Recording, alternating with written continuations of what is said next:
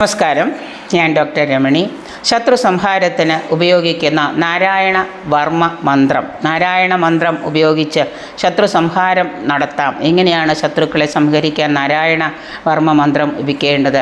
ശത്രു സംഹാരക്ഷമമായ ഒരു മന്ത്രമാണ് ഈ നാരായണ വർമ്മ മന്ത്രം എന്ന് പറയുന്നത്.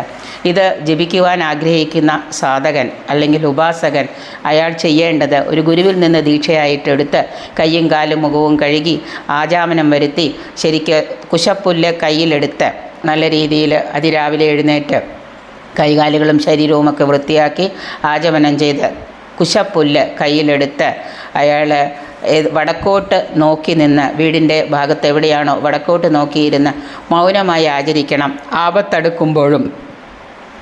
ആപത്തടുക്കുമ്പോഴും നമ്മളെ ശത്രു സംഹരിക്കാൻ വരുന്നുണ്ട്, ശത്രുവിൻ്റെ പീഡ, ശത്രുദോഷം നല്ലതുപോലെ നമ്മളെ ഉപദ്രവിക്കുന്നുണ്ടെന്ന് തോന്നുന്ന സമയത്തുമെല്ലാം ഒരു ഗുരുവിൽ നിന്ന് നിങ്ങൾക്ക് ദീക്ഷയായിട്ട് നാരായണവർമ്മ മന്ത്രം ശത്രു സംഹാരത്തിനായിട്ട് ഉപയോഗിക്കാവുന്നതാണ്. അത് ദീക്ഷയായിട്ട് എടുക്കുമ്പോൾ ചില ആചരണമൊക്കെ നമ്മൾ പാലിക്കേണ്ടതായിട്ടുണ്ട്. നിങ്ങളെ കൂടുതലായിട്ട് അജ്ഞാത ശത്രുക്കൾ നിങ്ങളെ ഉപദ്രവിക്കുന്നെന്ന് തോന്നുമ്പോൾ നമുക്ക് നാരായണ മന്ത്രം നമുക്ക് ഉപയോഗിക്കാം.